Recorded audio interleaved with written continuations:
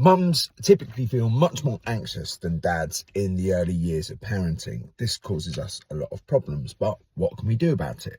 My name's Alex, and I explain to parents why they're having a different parenting experience than their partners. If you're into that, follow me. There's a lot of reasons why mums are more anxious than dads. Biologically, pregnancy and birth and matrescence prime them towards hypervigilance, which is a state where basically the world seems like a much more threatening place for your child.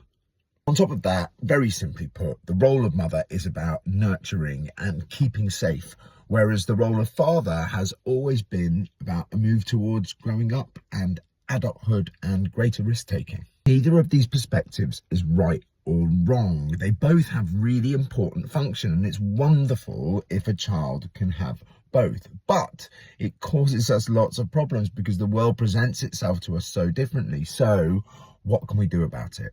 Generally, what we instinctively do as men is we try and be compensatory. Okay, we double down on the confidence. We're like, relax, there is nothing to worry about. These things that you're worried about, they're never going to happen. What this does is it often makes mums much more anxious, make them reluctant to give us the time alone with the children that we need, because why can't we see all the threats that they can see? And then even if they do give us the time, they can't enjoy it because they're so worried about what's going to happen. Brené Brown gives this great definition of empathy, where if someone falls into a ditch, sympathy is standing on the edge of the ditch and being like, oh, that looks shit. Whereas empathy is actually getting down in the ditch and lying next to them and looking up and being like, ugh. So when the anxiety is really bad, get down in the ditch. Look at the world through the eyes of someone who's looking out for all these threats and see how stressful and exhausting and fraught that is.